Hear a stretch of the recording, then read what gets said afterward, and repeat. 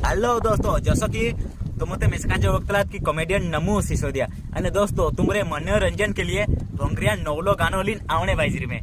मतलब आपनो सिंगर छे प्रेम सिंह डावर अने स्टूडियो प्रेम सिंह डावरन छे।